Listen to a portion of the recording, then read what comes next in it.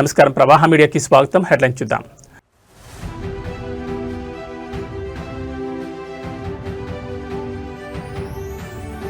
రైతులకు ఒకే విడతలో భరోసా నగదు, తెలంగాణ సర్కార్ సంచలన నిర్ణయాలు.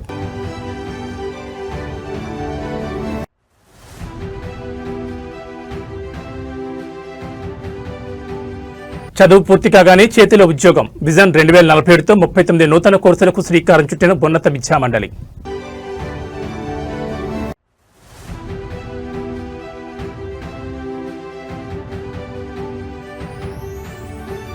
రాష్ట్రంలో సంచలనం ఎత్తిన డ్రగ్స్ కేసు మలుపులు.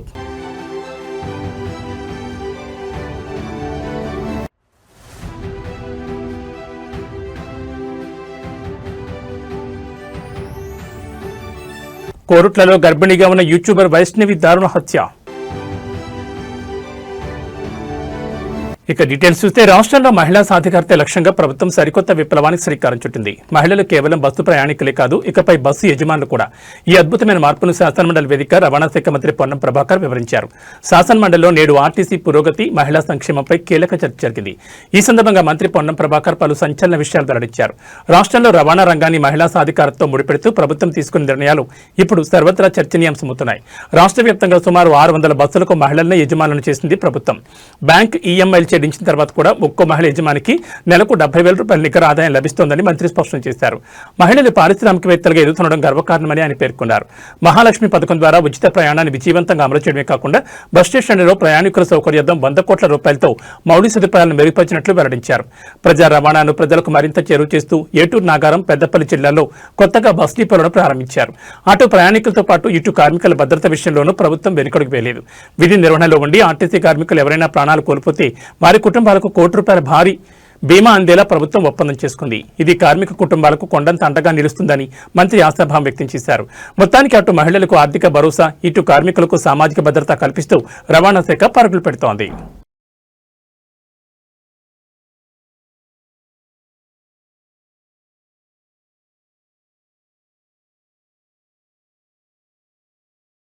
రాష్ట్ర రాజకీయాల్లో మరోసారి మాటల యుద్ధం ముదిరింది. అసెంబ్లీ వేదికగా బీఆర్ఎస్ వర్కింగ్ ప్రెసిడెంట్ కేటీఆర్ లక్ష్యంగా వరంగల్ పశ్చిమ ఎమ్మెల్యే నాయన్ రాజేందర్ రెడ్డి నిప్పులు చెరిగారు. కేటీఆర్ ఒక పెయిడ్ ఆర్టిస్ట్ అంటూ సంచలన వ్యాఖ్యలు చేశారు. అసెంబ్లీలో కేటీఆర్ తీరుపై వరంగల్ పశ్చిమ ఎమ్మెల్యే నాయన్ రాజేందర్ రెడ్డి తీవ్రస్థాయిలో విరుచుకుపడ్డారు. కేటీఆర్ అహంకారంతో మాట్లాడుతున్నారని, అసెంబ్లీని తప్పుదో పట్టిస్తున్నారని మండిపడ్డారు. నాయన్ చేసిన విమర్శలు ఇప్పుడు రాజకీయ వర్గాల్లో పెనుదుమారం రేపుతున్నాయి. కేటీఆర్ అసెంబ్లీలో ఒక పెయిడ్ ఆర్టిస్టులా వ్యవహరిస్తున్నారు. ఎవరో రాసిచ్చిన స్క్రిప్ట్ ను యూట్యూబ్ ఛానల్ కోసం చదువుతూ ప్రజలను మోసం చేస్తున్నారు. కనీసం జాతీయ గీతాన్ని కూడా సరిగ్గా పాడలేని వ్యక్తి కేటీఆర్. ఆయనకు పదవిలో ఉండే అర్హత లేదు, వెంటనే రాజీనామా చేయాలి. బీఆర్ఎస్ నేతల ప్రవర్తనపై అనుమానం వ్యక్తం చేస్తూ వారికి వెంటనే డ్రగ్ టెస్టింగ్ చేయించాలని నాయన్ డిమాండ్ చేశారు. అప్పుడే అసలు వాస్తవాలు బయటకు వస్తాయని పేర్కొన్నారు. కేటీఆర్ లాంటి వ్యక్తులు సమాజానికి క్యాన్సర్ లాంటి వారు. వీరిని అడ్డుకోకపోతే రాష్ట్రానికే ప్రమాదం. వరంగల్, హనుమకొండ జిల్లాలో బీఆర్ఎస్ హయాంలో జరిగిన భూ కబ్జాలపై నాయన్ తీవ్ర ఆరోపణలు చేశారు. వరంగల్ జిల్లాలో ఇంటిగ్రేటెడ్ స్కూల్ కడదామంటే కనీసం స్థలం లేకుండా కబ్జాలు చేశారు.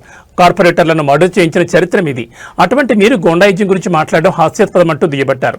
ముఖ్యమంత్రి రేవంత్ రెడ్డి దయవల్లే బీఆర్ఎస్ నేతలు ఇంకా బయట తిరుగుతున్నారని నాయన్ హెచ్చరించారు.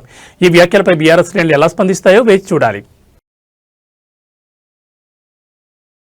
తెలంగాణ విద్యార్థులకు అదిరిపోయే శుభవార్త. డిగ్రీ పట్టా చేతికి రాగానే ఉద్యోగం గ్యారంటీ ఇచ్చేలా రాష్ట్ర ఉన్నత విద్యామండలి భారీ కసరత్తు చేస్తోంది. ఇకపై చదువు అంటే కేవలం పుస్తకాలు కాదు, నేరుగా పరిశ్రమల అవసరాలకు తగ్గట్టుగా సాగే ప్రయాణం. సీఎం రేవంత్ రెడ్డి విజన్ 2047లో భాగంగా తెలంగాణ ఉన్నత విద్యామండలి చారిత్రాత్మక నిర్ణయం తీసుకుంది. 2026-27 విద్యా సంవత్సరం నుంచి యూజీ, పీజీ విద్యార్థుల కోసం సరికొత్త జాబ్ ఓరియంటెడ్ కోర్సులను ప్రవేశపెట్టబోతున్నట్లు చైర్మన్ ప్రొఫెసర్ బి బాలకృష్ణారెడ్డి ప్రకటించారు. రాబోయే విద్యా సంవత్సరం నుంచి మొత్తం 39 నూతన కోర్సులు అందుబాటులోకి రానున్నాయి. Aerospace, defence, maritime, fintech, climate science మరియు ఫుడ్ టెక్నాలజీ వంటి అత్యాధునిక రంగాల్లో శిక్షణ ఇవ్వనున్నారు. కేవలం మ్యారిటైమ్ రంగంలోని 3 లక్షల కోట్ల పెట్టుబడులు వచ్చే అవకాశం ఉందని, తద్వారా సుమారు 20 లక్షల ఉద్యోగ అవకాశాలు లభిస్తాయని అంచనా వేస్తున్నారు. ఫార్మా, లైఫ్ సైన్సెస్ మరియు ఏరోస్పేస్ రంగాలకు హైదరాబాద్ను గ్లోబల్ హబ్గా మార్చడమే ఈ కోర్సుల ప్రధాన ఉద్దేశం. ఇకపై విద్యార్థులు కేవలం క్లాస్ రూములకే పరిమితం కానక్కర్లేదు. పరిశ్రమలతో కుదుర్చుకున్న ఒప్పందాల ద్వారా విద్యార్థులకు కింది సౌకర్యాలు లభిస్తాయి. చదువుతో పాటే లైవ్ ప్రాజెక్టులో పనిచేసే అవకాశం, ఫీల్డ్ వర్క్ మరియు ఇండస్ట్రీ ప్రాజెక్టులు కూడా మార్కులు, క్రెడిట్లు కేటాయింపు, ప్రభుత్వ మరియు ప్రైవేట్ సంస్థల భాగస్వామ్యంతో అంతర్జాతీయ స్థాయి నైపుణ్యాలు, నిరుద్యోగితను రూపుమాపి తెలంగాణ యువతను ప్రపంచ స్థాయి నిపుణులుగా తీర్చిదిద్దడమే ఈ పథకం లక్ష్యం. విద్యార్థులు ఈ అవకాశాన్ని ఎలా అందిపుచ్చుకుంటారో వేచి చూడాలి. తెలంగాణ రాజకీయాల్లో డ్రగ్స్ కేసు ప్రకంపనలు సృష్టిస్తోంది. మాజీ ఎమ్మెల్యే పైలట్ రోహిత్ రెడ్డి చుట్టూ ఉచ్చు బిగిస్తోంది. కేవలం డ్రగ్స్ ఆరోపణలే కాదు, ఇప్పుడు ఏకంగా హత్యాయత్నం కేసు నమోదవడం రాష్ట్ర వ్యాప్తంగా సంచలనంగా మారింది. అటు పార్టీ నుంచి కూడా ఆయనకు గట్టి షాక్ తగిలింది. డ్రగ్స్ పార్టీ కేసులో ఊహించని మలుపు చోటు చేసుకుంది. ఫామ్ హౌస్ లో జరిగిన ఘటనపై విచారణ జరుపుతున్న పోలీసులు మాజీ ఎమ్మెల్యే పైలట్ రోహిత్ రెడ్డితో పాటు రితీష్ రెడ్డి, నమిత్ శర్మలపై హత్యాయత్నం కేసు నమోదు చేశారు. ఫామ్ హౌస్ లో జరిగిన గొడవలో వీరు కాల్పులకు కూడా పాల్పడినట్లు ప్రాథమిక విచారణలో తేలింది. కాల్పుల ఘటన నేపథ్యంలో రోహిత్ రెడ్డితో పాటు మరో ఇద్దరిని పోలీసులు ఇప్పటికే అరెస్ట్ చేసి జైలుకు తరలించారు. ఈ కేసులో pilot Rohit Reddy, TDP Eluru MP Mahesh సహా నలుగురికి డ్రగ్స్ పరీక్షల్లో పాజిటివ్ వచ్చినట్లు నిర్ధారణ అయింది. ఈ హై ప్రొఫైల్ కేసులో మొత్తం 11 మందిని నిందితులుగా చేర్చారు పోలీసులు. ప్రస్తుతం ఎంపీ మహేష్ బెయిల్పై బయట ఉండగా రోహిత్ రెడ్డి మాత్రం ఉచ్చలెక్క పెడుతున్నారు. ఇటు సొంత పార్టీ నుంచి కూడా రోహిత్ రెడ్డికి ఊరట లభించలేదు. డ్రగ్స్ పార్టీ నిర్వహణ మరియు ప్రత్యక్ష ప్రమేయం ఉన్నట్లు వస్తున్న ఆరోపణలపై బీఆర్ఎస్ అధిష్టానం సీరియస్ అయింది. క్రమశిక్షణ కమిటీ ఆదేశాల మేరకు 7 రోజుల్లోగా వివరణ ఇవ్వాలని రోహిత్ రెడ్డికి షోకాజ్ నోటీసులు జారీ చేసింది. సంతృప్తికరమైన సమాధానం వచ్చే వరకు పార్టీ కార్యక్రమాలకు దూరంగా ఉండాలని స్పష్టం చేసింది. ఒకవేళ వివరణ సరిగ్గా లేకపోతే పార్టీ నుంచి బహిష్కరించే అవకాశం కూడా ఉందని సమాచారం. ఒకప్పుడు అధికార పార్టీలో చక్రం తిప్పిన నేత ఇప్పుడు డ్రగ్స్ మరియు హత్యాయత్నం కేసులతో జైలు పాలు కావడం రాజకీయ వర్గాల్లో హాట్ టాపిక్ గా మారింది. ఈ కేసు ఇంకెన్ని మలుపులు తిరుగుతుందో వేచి చూడాలి. రాష్ట్రంలోని అన్నదాతలకు అదిరిపోయే తీపి కబురు. ఎప్పుడెప్పుడా ఎదురుచూస్తున్న రైతు భరోసా పంపిణీకి ముహూర్తం ఖరారైంది. ఈసారి పాత పద్ధతులకు స్వస్తి పలికి సరికొత్త వ్యూహంతో ప్రభుత్వం రంగంలోకి దిగుతోంది. ఒక్క క్లిక్తో రాష్ట్ర వ్యాప్తంగా ఉన్న లక్షలాది మంది రైతుల ఖాతాల్లోకి నగదు జమ కానుంది.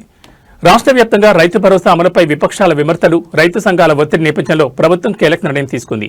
గతంలో లాగా విడతల వారీగా కాకుండా ఈసారి ప్రతి రైతుకు తొలి ఎకరానికి సంబంధించి 6,000 సాయాన్ని ఒకేసారి జమ చేసేలా సరికొత్త విధానాన్ని రూపొందించింది.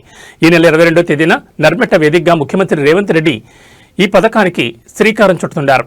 పథకం ప్రారంభమైన వెంటనే రాష్ట్ర వ్యాప్తంగా ఉన్న 70 లక్షల మంది రైతుల ఖాతాల్లోకి 3,590 కోట్లు చేరనున్నాయి. గతంలో ఆలస్యం లేకుండా సీఎం బటన్ నొక్కగానే లక్షలాది మంది రైతుల మొబైల్ ఫోన్లకు నగదు జమ అయినట్లు సందేశాలు రానున్నాయి. ప్రభుత్వం మొత్తం 9,000 కోట్ల నిధులను 3 విడతల్లో రైతుల ఖాతాల్లో వెయ్యాలని లక్ష్యంగా పెట్టుకుంది. మొదటి విడత మార్చి 22 3,590 కోట్లు, రెండో విడత ఏప్రిల్ 2వ వారం 2,650 కోట్లు, మూడో విడత ఏప్రిల్ నెలాఖరు మిగిలిన నిధులు. రాష్ట్రంలో 5 ఎకరాల లోపు ఉన్న రైతులు సుమారు 62.48 లక్షల మంది ఉన్నారు.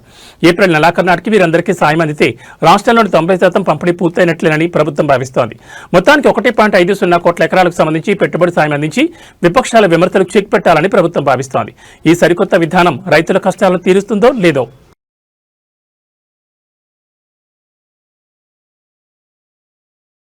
తెలంగాణ శాసనసభలో మూసీ మంటలు రేగాయి. మూసీ పునరుజ్జీవన ప్రాజెక్టుపై చర్చ సందర్భంగా సభలో తీవ్ర దుమారం చెలరేగింది. ప్రభుత్వం చెబుతున్నవన్నీ అబద్దాలంటూ బీఆర్ఎస్ ఎమ్మెల్యేలు సభ నుంచి వాకౌట్ చేశారు. ప్రాజెక్టు పేరుతో పేదల ఇళ్లను కూల్చే కుట్ర జరుగుతోందని ప్రతిపక్షం గర్జించింది. అసెంబ్లీ వేదికగా నేడు జరిగిన హైడ్రామా పూర్తి వివరాలు చూస్తే శాసనసభలో మూసీ ప్రాజెక్టుపై మంత్రి శ్రీధర్ బాబు డీపీఆర్ వివరాలను వెల్లడిస్తున్న సమయంలో సభ ఒక్కసారిగా వేడెక్కింది. బీఆర్ఎస్ సభ్యులు అభ్యంతరాలు వ్యక్తం చేస్తూ స్పీకర్ పోడియం వద్దకు తీసుకెళ్లారు. కీలక ప్రశ్నలకు ప్రభుత్వం సమాధానం దాటవేస్తోందని ఆరోపిస్తూ సభను బహిష్కరిస్తున్నట్లు ప్రకటించి బయటకొచ్చారు. కేవలం 2 నెలల్లోనే డీపీఆర్ ఎలా తయారవుతుంది? ప్రజలను తప్పుదోవ పట్టించేందుకే ఈ దొంగ గణాంకాలు చెప్తున్నారని బీఆర్ఎస్ నేతలు నిలదీశారు. ప్రభుత్వం 1,435 నిర్మాణాలని చెప్తున్నా వాస్తవానికి వేలాది కుటుంబాలు రోడ్డున పడే ప్రమాదం ఉందని ఆందోళన వ్యక్తం చేశారు. ప్రతిపక్ష నేతలు మాట్లాడుతుంటే మైక్ కట్ చేస్తున్నారని, ప్రజాస్వామ్యబద్ధంగా చర్చ జరగడం లేదని బీఆర్ఎస్ సభ్యులు మండిపడ్డారు. వాకౌట్ అనంతరం మీడియా పాయింట్ వద్ద మాట్లాడిన బీఆర్ఎస్ నేతలు ప్రభుత్వంపై విమర్శల దాడిని ఉధృతం చేశారు. మూసీ పునరుజ్జీవనం పేరుతో రియల్ ఎస్టేట్ దందా చేస్తున్నారని, పేదల ఇళ్లు కూర్చడం తమ వల్ల కాదని స్పష్టం చేశారు. ప్రభుత్వం మొండి వైఖరిని ప్రజల్లోకి తీసుకెళ్తామని హెచ్చరించారు. మరోవైపు ప్రభుత్వం మాత్రం మూసీ ప్రక్షాళనలో ఎవరికీ అన్యాయం జరగదని, బాధితులకు మెరుగైన పునరావాసం కల్పిస్తామని భరోసా ఇచ్చింది. ప్రతిపక్షాలు కావాలని అభివృద్ధిని అడ్డుకుంటున్నాయని మంత్రి శ్రీధర్ బాబు కౌంటర్ ఇచ్చారు. మొత్తానికి మూసీ ప్రాజెక్టు తిరుగుతున్న ఈ రాజకీయ రగడ రాబోయే రోజుల్లో ఇంకెన్ని మలుపులు తిరుగుతుందో వేచి చూడాలి.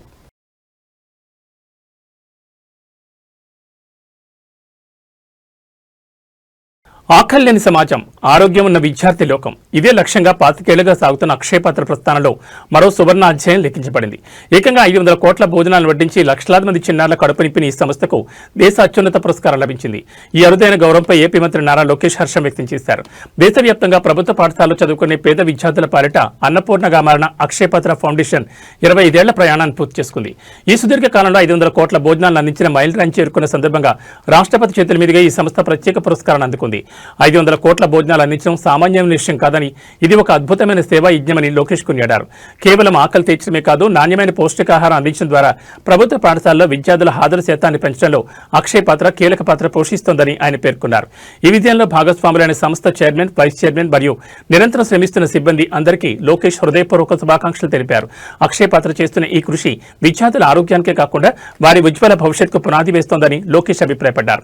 రాష్ట్రపతి చేతుల మీదుగా పురస్కారం అందుకోవడం సంస్థ అంకిత భావానికి దక్కిన సరైన గుర్తింపని ఆయన వెల్లడించారు. ఇలాంటి సేవా కార్యక్రమాలు మరెన్నో సంస్థలకు స్ఫూర్తినిస్తాయని ఆకాంక్షించారు. పేద విద్యార్థుల పాలిట అక్షయ పాత్ర చూపుతున్న అంకిత భావం నిజంగా అభినందనీయం. దేశ విద్యాభివృద్ధిలో ఈ సంస్థ మరిన్ని మైలురాళ్లను అధిగమించాలని ఆశిద్దాం. నమస్కారం. మీరెవరమ్మా? అమ్మా సిఆర్పి. హాయ్ నానా, బాగున్నారా? Good good. ఏంటి పిల్లగడ పెట్టేసినట్టున్నారు భోజనం? రోజు 12ంటికి పెడతారా? హాఫ్ డేగా ఆకలి అవుతుందా? 8ంటికి వస్తున్నారా మార్నింగ్? బాగా చదువుతున్నారా? నమస్కారం అమ్మా, నేను విద్యాశాఖ మార్చులమ్మా. బాగున్నారమ్మా? మీ పేరేంటి తల్లి? ఉదయలక్ష్మి గారు. ఏ క్లాస్ అమ్మా? 4వ తరగతి చూస్తున్నాను. Okay okay. బాగున్నారా? ఏంటి ఇప్పుడు మనకి ఫీడ్బ్యాక్ ఏంటి? బాగున్నారా అమ్మా? బాగున్నారా? నమస్కారం. నమస్కారం సార్, బాగున్నారా? పేరేంటి సార్? గంగాధరరావు అండి. గుడ్. కొంచెం జాగ్రత్త, పిల్లల్ని ఇబ్బంది పెట్టదు. సైడ్ కావచ్చు. నమస్కారం అమ్మా. మీరేంటమ్మా? అసిస్టెంట్. Good good good. మీరేంటమ్మా? ఫస్ట్ క్లాస్ టీచర్ తల్లి. Good good. భోజనం ఎలా ఉంది? గుడ్లని ఉడకబెట్టారా? ఓకే. మీరు ఎన్ని రోజులు ఇస్తున్నారు ఎగ్? 5 రోజులు ఇస్తున్నారా? 100%. 5 రోజులు ఇస్తున్నారా తల్లి? Okay okay okay okay. ఇప్పుడమ్మా ప్రతిరోజు ఒక టీచర్ గారు రుచి చూడాలనేది మనం ఒక రూల్ పెట్టాము కదా, అది ఎంతవరకు ఎఫెక్టివ్గా జరుగుతుందమ్మా? మీ అభిప్రాయం ఏంటి? సో మీకు వారానికి 2 సార్లు చూడాలి అంతే కదా? 6 రోజులు కదా, సాటర్డే హాఫ్ డే. సో 6 రోజులు మీరు చూడాలంటే మీకు వారానికి 2 సార్లు చూడాలి. మీరు వేసుకుంటున్నారా డ్యూటీలు? ఎవరు చూడాలి ఏంటని? ఏంటి ఫీడ్బ్యాక్ ఏంటి? ఎలా ఇంప్రూవ్ చేయాలి ఇంకా ఫర్దర్గా? దారా ఏ క్లాస్ రా? 5th. బాగా చదువుతున్నావా? నీ ఫేవరెట్ సబ్జెక్ట్ ఏంటి చెప్పు? ఇంగ్లీష్. Very good. దారా బచ్చిక. సో రుచి చూస్తున్నారమ్మా? ఓకే. మన పైన పవిత్రమైన బాధ్యత ఉంది. ఈసారి జాగ్రత్తగా చూసుకోండి. అడ్మిషన్స్ కూడా మీరు దగ్గర నుంచి ఇప్పుడు స్టార్ట్ చేయాలి. నేను ఎంఈఓ డిఓలు కూడా చెప్పాను. ఇప్పటి నుంచి మన అంగన్వాడీ టీచర్తో. నమస్కారం అమ్మా, బాగున్నారా? ఎక్కడుంది సెంటర్? సెంటర్ ఇక్కడ ఉందన్నా, కోలొకేటెడ్ ఉంది. మీరు అంగన్వాడీ సెంటర్ కూడా ఉంది కనుక దగ్గరుండి చూసుకొని క్లోజ్ చేసుకోండి. బాధ్యత ఉంటుంది. జాగ్రత్తగా ట్రాన్సిషన్ ఇయర్ బాగా ఫోకస్ చేయండి, గ్యాప్ రాకుండా చూసుకోండి. అక్కడేం క్లాసులు ఉన్నాయి? ఇక్కడ ఏ క్లాసులు ఉన్నాయి? 5th క్లాస్ అక్కడ. 3rd, 4th ఎక్కడ? 1st, 2nd. సార్ మీరా? 3rd class master. గుడ్. కొంచెం ఫోకస్ చేయాలి మీరు కూడా, అడ్మిషన్స్ మీద ఫోకస్ చేయాలి. ఎందుకంటే స్ట్రెంథెన్ చేస్తాం, ఎక్కడ గ్యాప్ రాకుండా. మీరు లెర్నింగ్ అవుట్కమ్స్లో కొంచెం వెనకబడి ఉన్నారు. ఎంఈఓ గారు రమ్మనండి. ఎంఈఓ 1ని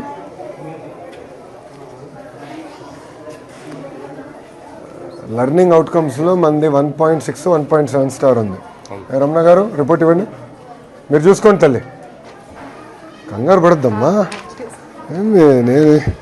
నేను ఒకటే ఆలోచిస్తా, వీళ్ళని చూస్తే నా సొంత అబ్బాయి గుర్తొస్తాడు, అంతే కదమ్మా?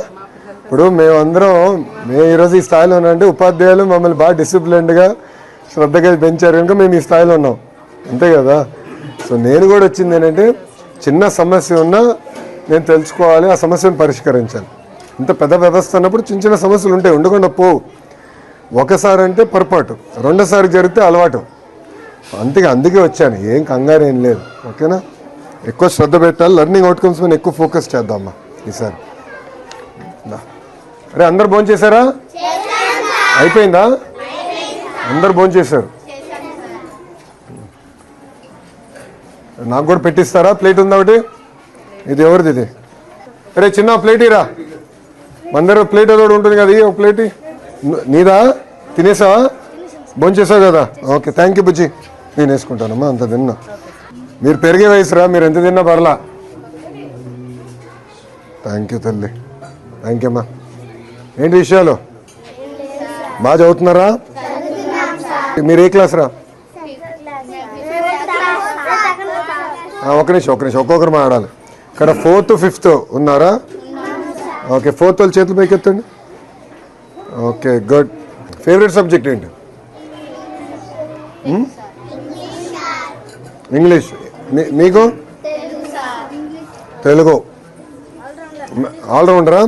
మ్యాథ్స్ ఇష్టం లేదా ఎవరికి ఇక్కడ? సైన్స్?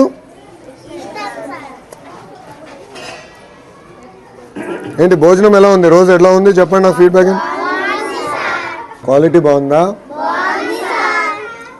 ఓకే, ఇప్పుడు మీ దగ్గర నుంచి అభిప్రాయం ఎడ తెలుసుకోవాలి భోజనం గురించి?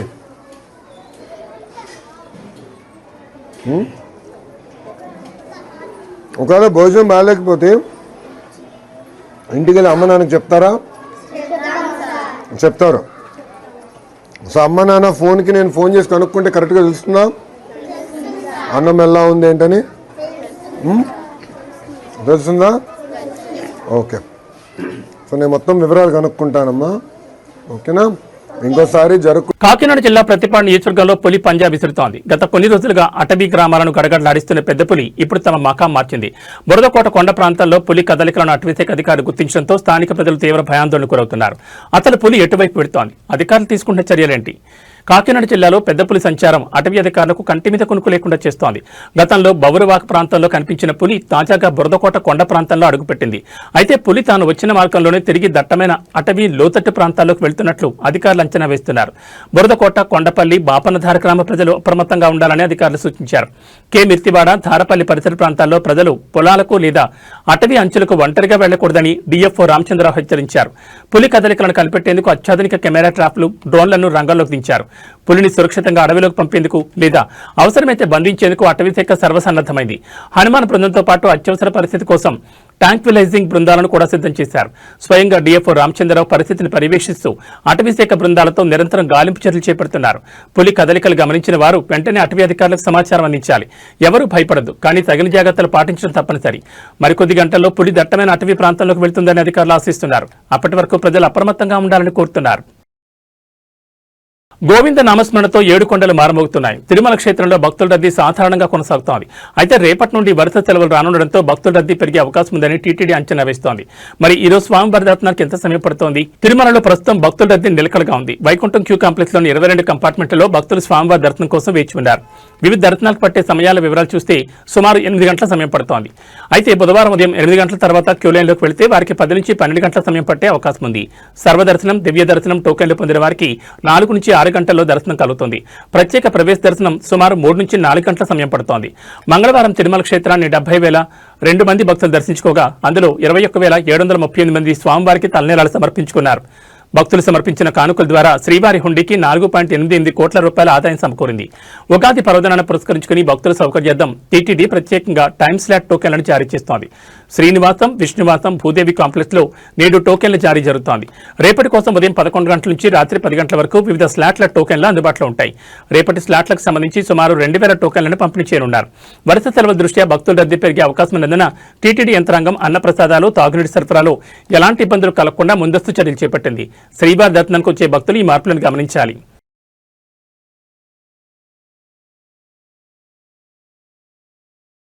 ప్రకృతి వడిలో పక్షుల కిలకిల రావాలు వినపడాల్సింది పోయి నేడు మూగజీవుల ఆర్తనాదానాలు విన్నంటున్నాయి. పచ్చని అడవి తల్లి నిప్పుల కొలిమిలా మారుతోంది. ఎవరో ఒక వ్యక్తి విసిరిన చిన్న నిప్పురవ్వ వేల జీవరాశుల ఊపిరిని తీస్తోంది. ఇది కేవలం అడవి మంట కాదు, అడవి తల్లి గుండెకు పెట్టిన చిచ్చు. వేసవి తాపం ఒకవైపు, మానవ తప్పిదాలు మరోవైపు వెరసి మన అడవులు మరుభూములుగా మారుతున్నాయి. ముఖ్యంగా రాయలసీమ ప్రాంతంలోని అటవీ ప్రాంతంలో మంటలు అలముకుంటున్న తీరు హృదయ విదారకంగా ఉంది. ఆకాశంలోకి ఎగిరి ప్రాణాలు కాపాడుకోగల శక్తి తల్లి పక్షులకుంది. కానీ రెక్కలు రాని ఆ పసిపిల్లల పరిస్థితి ఏంటి? గోళ్లలోని ఆ మంటల వేడికి మారిపోతుంటే ఆ తల్లి పక్షులు చేసే ఆహాకారాలు అరణ్యం దాటి రావడం లేదు. మంటల వేగానికి పరిగెత్తలేని తాబేళ్లు, పొదల్లో దాక్కునే కుందేళ్లు, నేల మీద పాకే పావులు సజీవ దహనమవుతున్నాయి. నీటి కోసం వెతుకులాడే వన్యప్రాణులు చివరికి మంటల మధ్య చిక్కుకుని బూడిద కుప్పలుగా మారుతున్నాయి. కోడూరు, రాయచోటి, బద్వేల్, మైదుకూరు, పోరుమామిళ్ల, వేంపల్లి, పులివెందుల, జమ్మలమడుగు ఇలా జిల్లా వ్యాప్తంగా విస్తరించున్న అడవులు 7 ప్రమాదంలో ఉన్నాయి. కేవలం పైశాచిక ఆనందం కోసం కొందరు చేసే పనులు ప్రకృతి సమతుల్యతను దెబ్బతీస్తున్నాయి. అడవిని కాపాడుకోవడం అంటే మన ఊపిరిని మనం కాపాడుకోవడమే. అటవీ శాఖ యంత్రాంగం అప్రమత్తంగా ఉన్నప్పటికీ ప్రజల భాగస్వామ్యం లేనిదే ఈ అగ్నికేలను ఆర్పడం అసాధ్యం. నోరు లేని జీవాల ప్రాణాలు కాపాడదాం, అడవిని రక్షించుకుందాం. మంటలు రాజేసే వారిపై కఠిన చర్యలు తీసుకోవాలని కోరుకుందాం. ప్రకృతిని ప్రేమించండి, ప్రాణాలను రక్షించండి.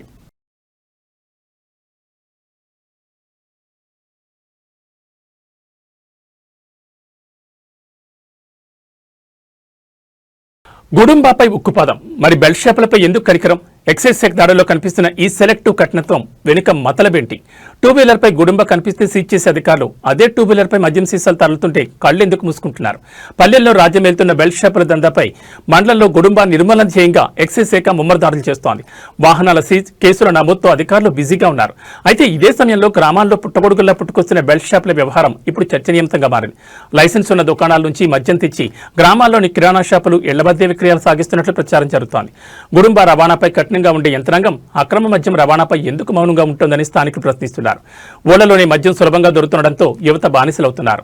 దీనివల్ల కుటుంబాల్లో కలహాలు, గ్రామాల్లో ఘర్షణలు పెరుగుతున్నాయని గ్రామ పెద్దల ఆవేదన వ్యక్తం చేస్తున్నారు. గుడుంబాన్ని నిర్మూలించడం హర్షించదగ్గ విషయమే. కానీ అదే సమయంలో బెల్ట్ షాపులను ప్రోత్సహించడం లేదా ఉపేక్షించడం ప్రమాదకరమని విశ్లేషకులు హెచ్చరిస్తున్నారు. ఒకదానిపై కఠినంగా ఉంటూ మరో దానిపై నిర్లక్ష్యం వహించడం వల్ల వ్యవస్థపై ప్రజల్లో నమ్మకం సడలుతోంది.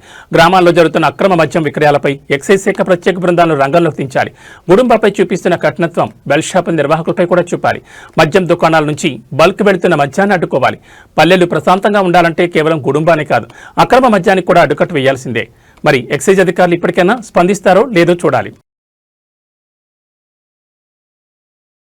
జగిత్యాల జిల్లాలో సభ్య సమాజం తలదించుకునే ఘోరం జరిగింది. కట్టుకున్న భార్యను చూడలేదు, కడుపులో పెరుగుతున్న తన రక్తమని కనికరించలేదు.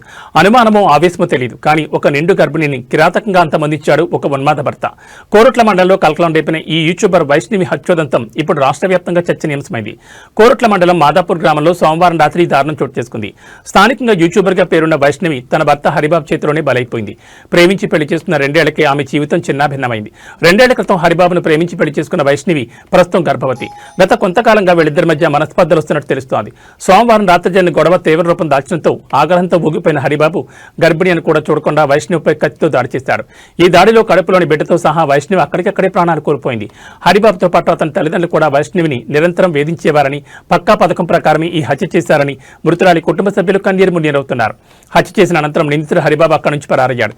విషయం తెలిసిన వెంటనే పోలీసులు ఘటనా స్థలానికి చేరుకుని మృతదేహాన్ని పోస్టుమార్టం నిమిత్తం కోరుట్ల ప్రభుత్వ ఆసుపత్రికి తరలించారు. నిందితుడికి ఉరిశిక్ష పడే వరకు వదిలేదు లేదని, లేదంటే తామే చంపేస్తామంటూ వైష్ణవ బంధువులు ఆగ్రహం వ్యక్తం చేస్తున్నారు. గ్రామంలో ఉద్రిక్త పరిస్థితులు నెలకొనడంతో ఎలాంటి అవాంఛనీయ సంఘటనలు జరగకుండా పోలీసులు భారీగా మోహరించారు. నిందితుడి కోసం గాలింపు చర్యలు ముమ్మరం చేశారు. ప్రేమించి పెళ్లి చేసుకున్న వ్యక్తే కాలయముడిగా మారడం మనుషుల మధ్య పెరుగుతున్న విద్వేషాలకు అద్దం పడుతోంది. పరారిలో ఉన్న నిందితుడిని పోలీసులు ఎప్పుడు పట్టుకుంటారో చూడాలి.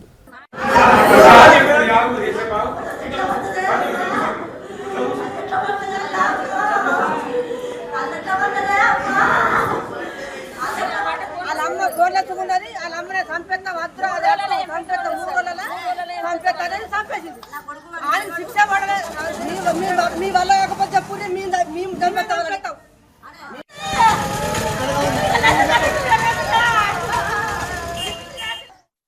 వచ్చేసరికి ఏంటంటే మాకు అక్కడ సౌండ్లు బాగా నత్తున్నాయి. ఏమైనా చెప్పని మీ ఊరికి వచ్చేసరికి ఇట్లా మీ చెల్లెని చంపిండు, చంపి పారిపోయినా అని చెప్పని అన్నారు. మరి గట్లెందుకని చెప్పని చూస్తే మొత్తం డోర్ ఎత్తి లోపలికి పోతే ఏంటంటే బ్లడ్ మొత్తం ఉన్నది. ఇక్కడనేమో ఇట్లా హోల్ లాగా పడ్డది, మొత్తం చేతికి ఇక్కడంత గాయం ఉంది. కానీ వాస్తవానికి ఏంటంటే వాళ్ళిద్దరి మధ్య అయితే మాకు ఎప్పుడు గొడవ లెక్క అయితే అనిపించలేదు. వాళ్ళు పెళ్లి కాకముందుగా ప్రేమించుకున్నారు, తర్వాత పెళ్లి చేసుకున్నారు. కానీ ఒకటి ఏంటంటే వాళ్ళ ఇంటి వాళ్ళకి ఇష్టం లేదు, ఏది మన పిల్లగాని ఇంటి నుండి వాళ్ళకైతే ఇష్టం లేదు. సరే లేకుండా మా పిన్ని వాళ్ళని చేసిరంటే సరే మేము చూసుకుంటాం అని చెప్పని ఈయనే ఉన్నారు. ఇక్కడనే మంచిగా ఉన్న అయిపోయింది. ఇక రాత్రి ఏదో చిన్న చిన్న సౌండ్లు నచ్చినట్టు గొడవ లెక్క వినిపించిందట. ఇక్కడ ఎంత కొట్టినా డోర్ తీయలేదు. సరేలే ఇక గట్టినే ఉంటారు కావచ్చు అని సైతం చక్కగా ఉన్నారట. తెల్లాలేసరికి ఇట్లా జరిగింది. ఇంకా మంచిగా లేచి మొహం కడుక్కొని పోయినాను అంటారు వాళ్ళైతే. ఆ పిల్ల లేకపోతే నేను చచ్చిపోతానన్నాడు. చచ్చిపోతానంటే ఆ తల్లిదండ్రులు చూసి ఆ పిల్ల అద్దురా అంటే ఆ పిల్ల లేకపోతే నేను చచ్చిపోతాను. మందు కూడా తాగిండు సార్, మందు కూడా తాగిండు. వాళ్ళంతా ఆ పిల్ల కాకపోతే నేను బతుక, ఆ పిల్ల కావాలి నాకు, ఆ పిల్ల కావాలి నాకు అని వాళ్ళంతా నిడిచిపెట్టి వచ్చి పిల్లని తీసుకొని పోయి గుళ్ళ పెళ్లి చేసుకున్నాడు. పెళ్లి చేసుకుంటే వీళ్ళంతా చూసి ఏం చేసారు, పోని బతుకంది, పోని ఇనికనిచ్చేదే ఇంకొనికనిచ్చేదే, పోని బతకని ఆయనకి అంటగట్టిన వాళ్ళు అందరూ వచ్చి ఈ పిల్లని ఎన్నైనా చెప్తాం మేము, నా కొడుకును ఇంకో పెళ్లి చేస్తానన్న వాళ్ళ తల్లి అంటే ఇంటుంటది కదా, ఇంటుండే తీసుకుపోయి సంవత్సరానికి. ఇవి బులెటిన్ విశేషాలు. మరో బులెటిన్లో మళ్ళీ కలుసుకుందాం. నమస్కారం.